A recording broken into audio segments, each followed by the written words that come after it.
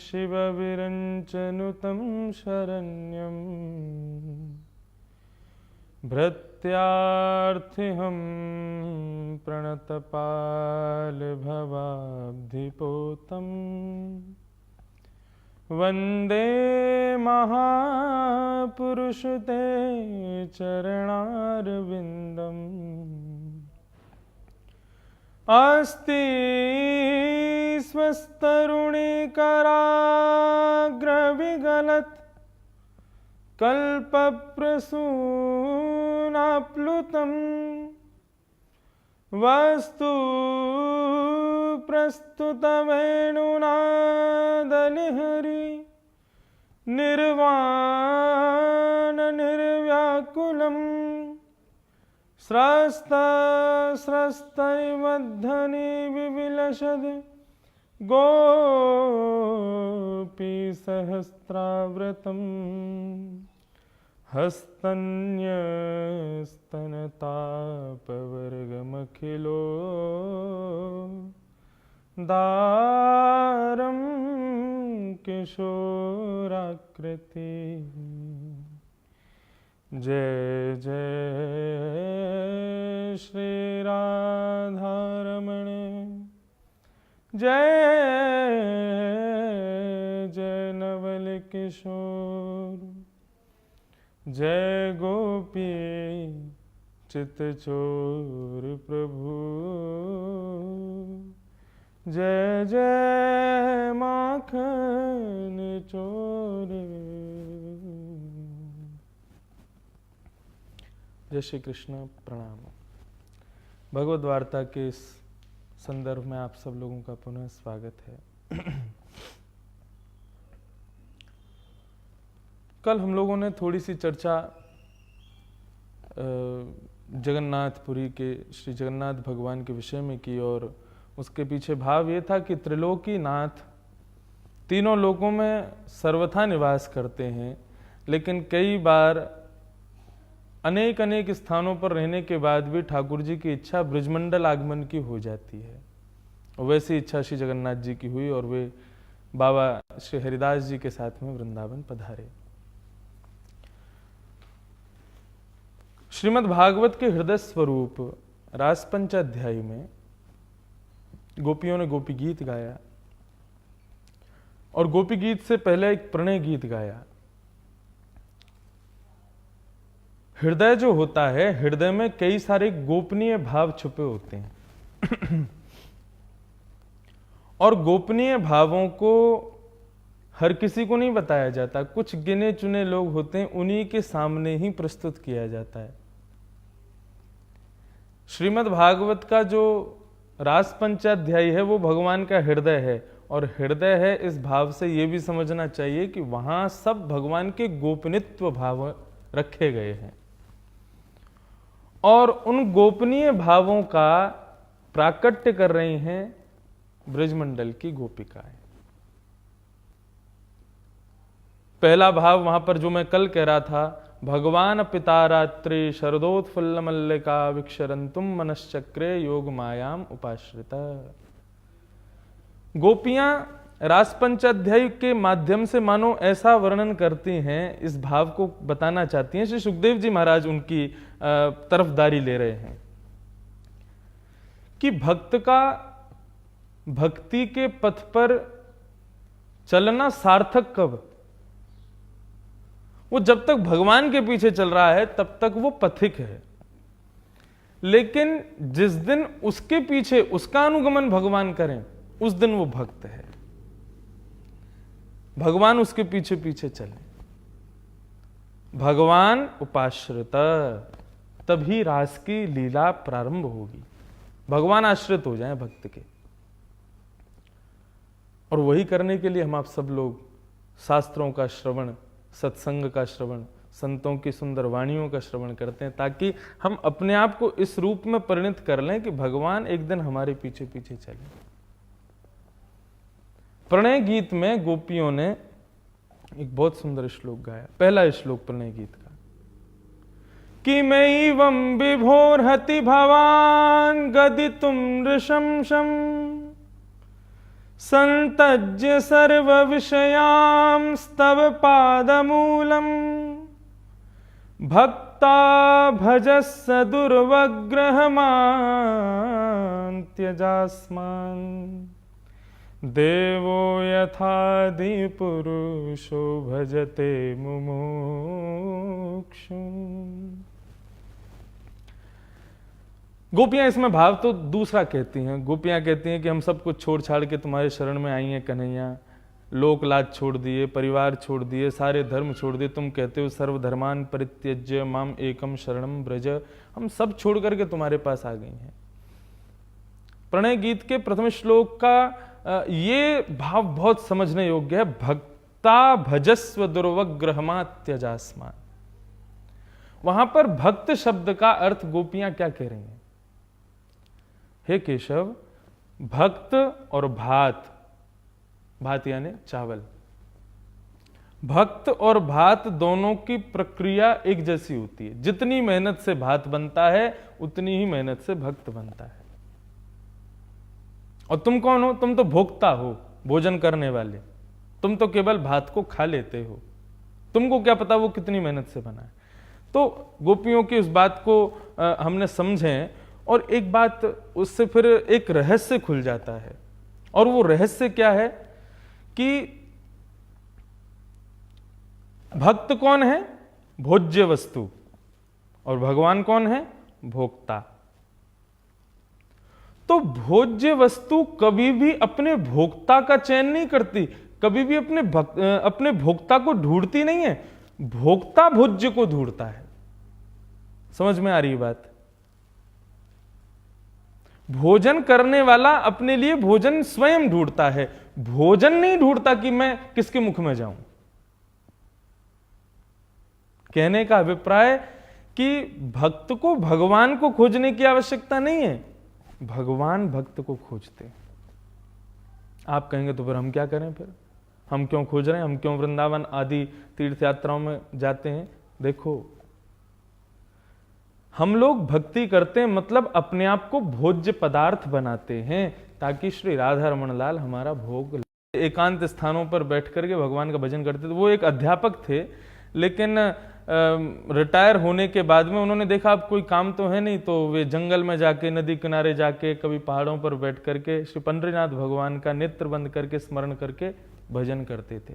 जय हरि विठ्ठल, श्री हरि विठ्ठल कीर्तन करते थे। एक बार जंगल में बैठ करके भजन कर रहे थे। भगवान अपने भक्त का चयन स्वयं करते हैं, उस विषय पर ये कथा मैं आपको बता रहा हूं।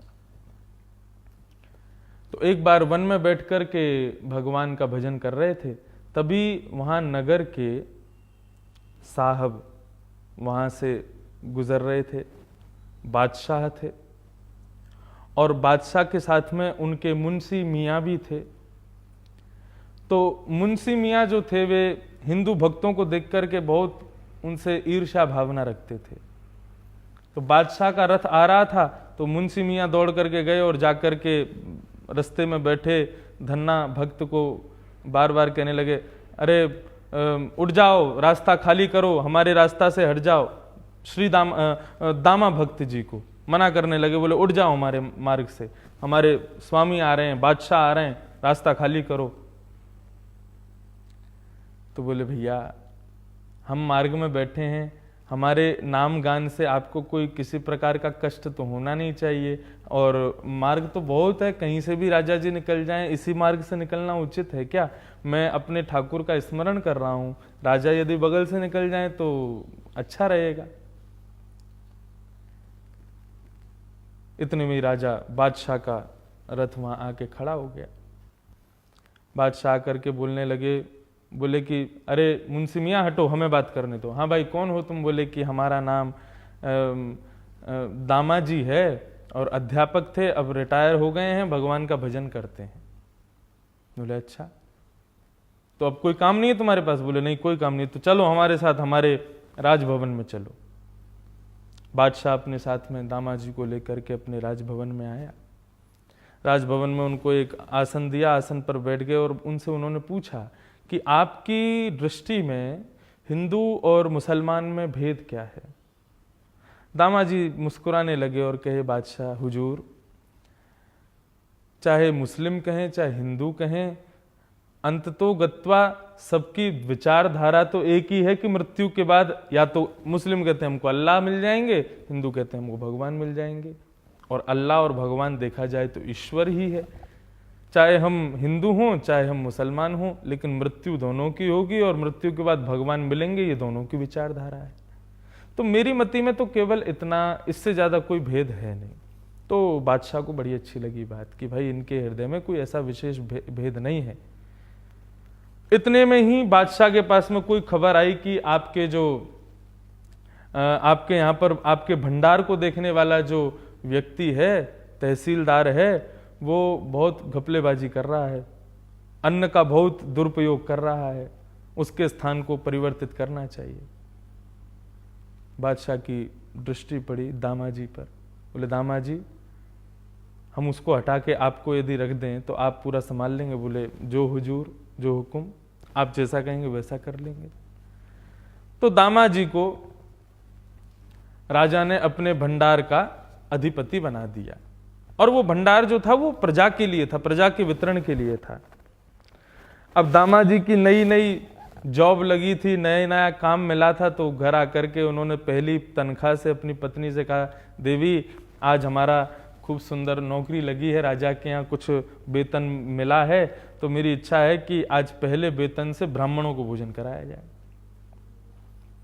ब्राह्मणों को भोजन कराया गया। ब्राह्मण भोजन कराने के लिए ब्राह्मण बुलाए गए, खूब सारे पकवान बनाए गए। ब्राह्मण कहने लगे, दामाजी कल तक तो तुम्हारे पास एक समय का भोजन करने के लिए अन्न नहीं था, आज तुम सबको भोजन करा रहे हो, कहां से आया भाई इतना धन? कोई डकैती तो नहीं डाल दी तुमने? दामाजी बोले, अरे आप सब लोगों की कृपा से पहले एक मास्टर के रूप में था, अध्यापक था, रिटायर हो गया, अब एक हमारे नगर के बादशाह के यहाँ पर मुझे एक काम मिला है, तो उसी के वेतन से मैं आप सबको भोजन प्रसाद पवा रहा हूं। ब्राह्मणों का ताम्र वर्ण हो गया चेहरा। बोले, अरे तूने पहले क्यों नहीं बताया? उस म्लेच्छ के यहां के धन से तू हमको ये भोजन करा रहा है? बोले, महाराज क्षमा करें, लेकिन धन तो भले ही उनका हो, लेकिन धन से सामग्री सिद्ध होने के बाद में ठाकुर जी का भोग लग चुकी है, तो आप ये क्यों सोच रहे हैं कि ये किसके धन से आया? आप ये विचार कीजिए ना, ठाकुर जी ने भोग लगाया है, इसका अनादर मत कीजिए। ब्राह्मण तो क्रोधित हो गए, उठ करके जाने लगे, बोले कि म्लेच्छ के यहाँ के अन्न का हम सेवन नहीं करेंगे। ब्राह्मण चले गए, नेत्र बंद करके दामाजी श्री हरि विठ्ठल का स्मरण करने लगे, क्षमा कर दें प्रभु, आपके प्रसाद का अनादर हुआ। दामाजी अपनी पत्नी के संग सारा प्रसाद मिलकर के उन्होंने गौ माता को खिला दिया। बोले, सब देवी देवता यहां विराजते हैं, इनको खिला दो। भगवान विठ्ठल को बहुत क्रोध आया। बोले, मेरा अनादर कोई बात नहीं, लेकिन मेरे भक्त ने कितनी मेहनत करके प्रसाद बनाया। उन्होंने शापित कर दिया, जितने ब्राह्मण जिस जिस गांव से आए थे उन गांव में अकाल पड़ गया, अन्न नष्ट हो गया उन गांवों से। सब दौड़े दौड़े दामाजी के पास आए, बोले कि हमें लगता है ईश्वर हमसे रुष्ट हो गए हैं और उनकी रुष्टता की वजह से सब हमारा अन्न जो है बिल्कुल खत्म हो गया है। दामाजी आप तो बादशाह के यहाँ पर उसके अन्न भंडार के आप अधिपति हैं, तो आप हम पर कृपा कर दें।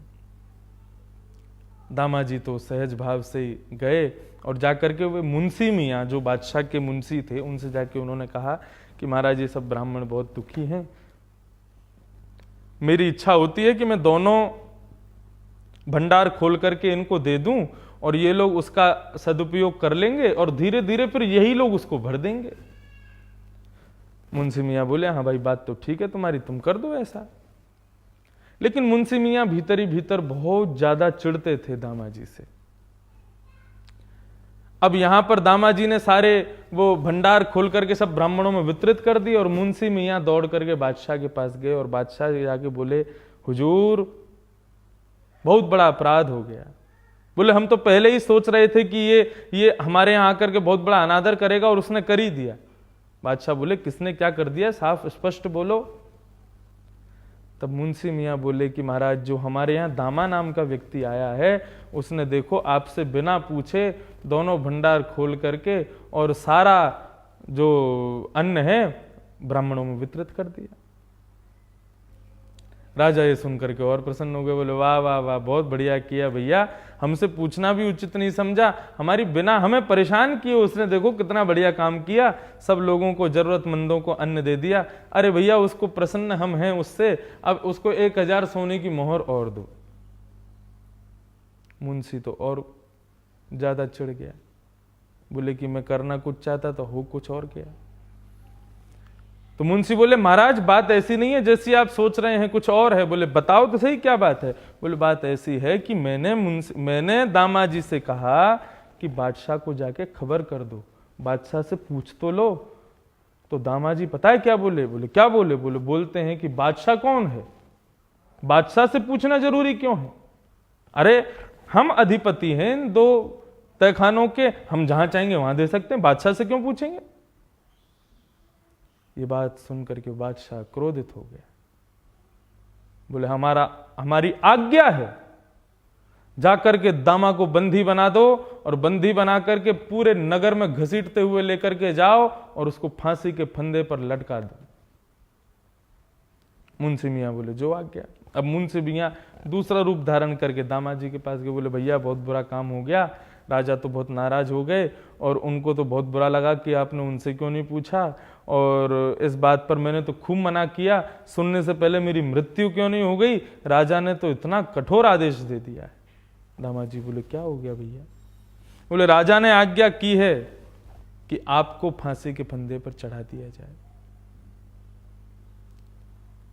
दामाजी अपने परिवार की ओर देखने लगे और मुंशी मियाँ से बोले कि भैया हमने कभी किसी का अनादर नहीं चाहा और ना ही किसी का बुरा करने की इच्छा थी, लेकिन फिर भी यदि बादशाह के हृदय में ये भावना है कि हमारे लिए यही उचित दंड है तो हमें स्वीकार है।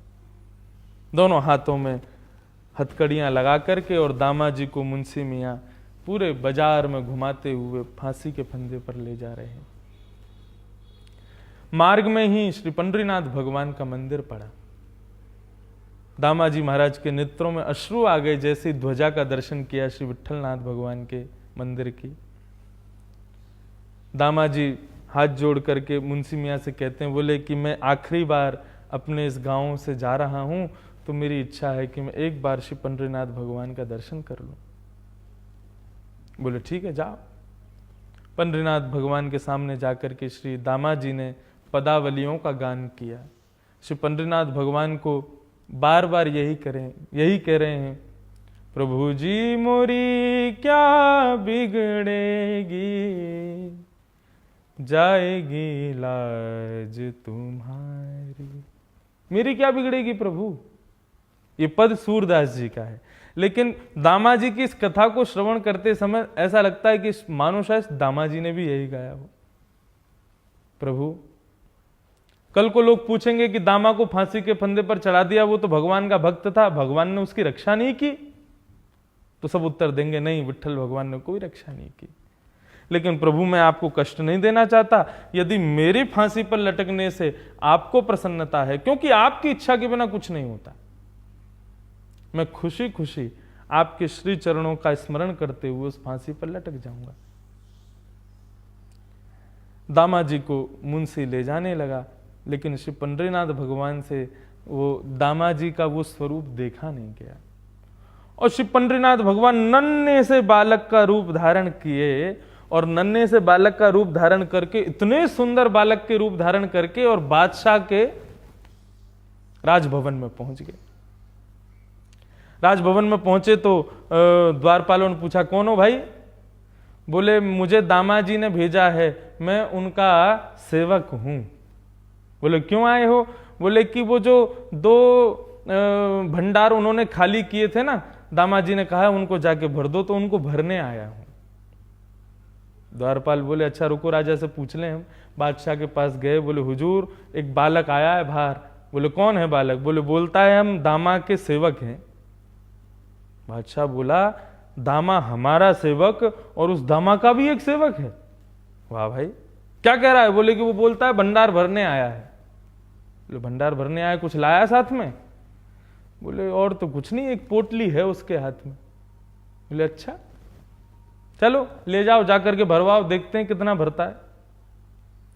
द्वारपाल ठाकुर जी को लेकर के और भंडार में गए। अब ठाकुर जी के हाथ में जो पोटली थी वो जैसे ही सीधी करें तो वो भर जाए, और जैसे ही उसको भंडार में खाली करें तो खाली हो जाए, फिर दोबारा सीधी करें तो फिर भर जाए। द्वारपाल देख करके आश्चर्यचकित हो गए। बोले भाई ये बड़ी चमत्कारी पोटली इसकी। और देखते ही देखते ठाकुर जी ने दोनों भंडार भर दिए। और बोले भैया अभी और हमारे पास अन्न है, दामाजी हम पर बहुत नाराज होंगे, भैया तुम खाली करके क्यों नहीं आए, अब ये खाली करवाना है, ये तो भर गए, जल्दी और बताओ और कहां डालना है। द्वारपाल तो सिर पकड़ लिए, बोले रुको राजा से पूछ के आते। राजा के पास दौड़े दौड़े गए। बोले महाराज उसकी पोटली तो बड़ी विचित्र है, वो डालता है तो खाली हो जाती है और जैसे ही सीधी करता है भर जाती है। उसने तो दोनों भंडार भर दिए, वो कह रहा और बताओ और कहां डालना है। राजा बोला हमारे सामने लेके आओ।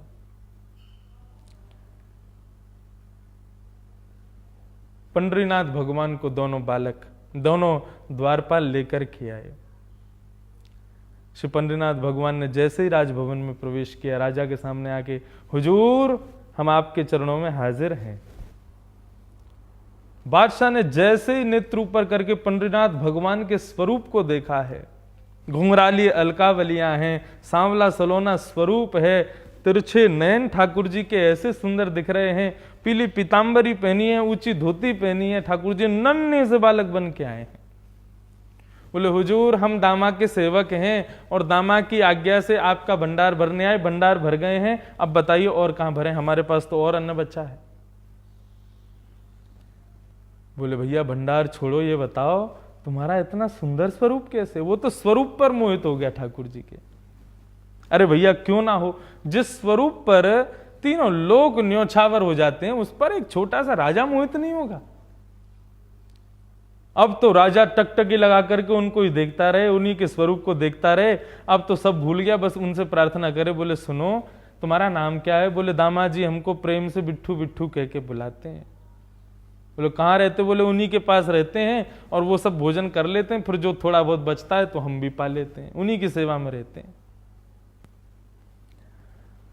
राजा बोला भैया तुम एक काम करो, तुम उनको छोड़ के हमारे पास आ जाओ, तुम्हारा स्वरूप इतना सुंदर है कि मैं 24 घंटा तुमको टकटकी लगा के देख सकता हूं, ऐसा नूर है तुम्हारे स्वरूप में।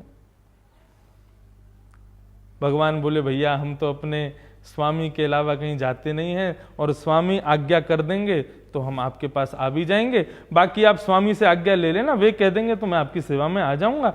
लेकिन अभी मेरी इच्छा है कि हमने जो 2 आपके भंडार भरे उनकी रसीद आप बना दो। राजा बोला जल्दी लाओ, जल्दी रसीद लाओ। रसीद लेकर के जैसे लिखने लगा, ऊपर देखा तो भगवान वहां से अंतर ध्यान। अब तो राजा विलाप करने लगा, गिर गया, छाती पकड़ करके रोने लगा। बोले कहाँ है बिट्ठू, कहाँ है बिट्ठू? बिट्ठू को बुला। वहां सभागार में जितने लोग बैठे थे सब राजा से कहने लगे राजा अब तो बिट्ठू का पता आपको दामाजी बता सकते हैं, और वो फांसी के फंदे पर लटकने वाले हैं, उससे पहले कुछ हो जाए आप उनको जाके बचाओ। दौड़ करके बादशाह गए और जाकर के देखा तो दामाजी बिल्कुल फांसी के फंदे पर लटकने ही वाले थे। इतने में ही जाकर के रुकवाया और कहा कि दामाजी को फांसी के फंदे से उतारो, ये मुंशी मियाँ को लगाओ, इसने बहुत भड़काया हमको। मुंशी मियाँ को लटकाया तो दामाजी ने उसको भी सुरक्षित बचवा लिया। अब तो दामाजी के चरण पकड़ लिए बादशाह ने। दामाजी बोले प्रभु आप मेरे चरण क्यों पकड़ रहे हैं हुजूर? बोले भैया आज तुम्हारा सेवक आया था राज दरबार में, उसके स्वरूप को देख करके हम तो उस पर मोहित हो गए हैं, अब कृपा करके उसको तुम हमें ही दे दो हमेशा के लिए। बोले मेरा सेवक कौन है प्रभु? बोले अब तुम झूठ मत बोलो, छुपाओ मत, हम तुमको और तनख्वाह दे देंगे लेकिन उसको हमें दे दो। दामाजी बोले कौन था, नाम तो बताओ। बोले उसने अपना नाम बिट्ठू बताया। दामाजी बोले बिट्ठू? और बिट्ठू सोचते सोचते उनके हृदय में नाम आया विट्ठल। तुरंत वो तो नृत्य करने लगे, बोले जय हो जय हो जय हो प्रभु। अरे वो बिट्ठू नहीं है, वो तो हमारे स्वामी हैं, श्री विट्ठलनाथ, श्री पंडरीनाथ भगवान ही आपके यहाँ पधारे हैं। हमने तो आज तक केवल उनका स्मरण किया, लेकिन सौभाग्य है आपका कि वे आपको दर्शन दे करके गए हैं।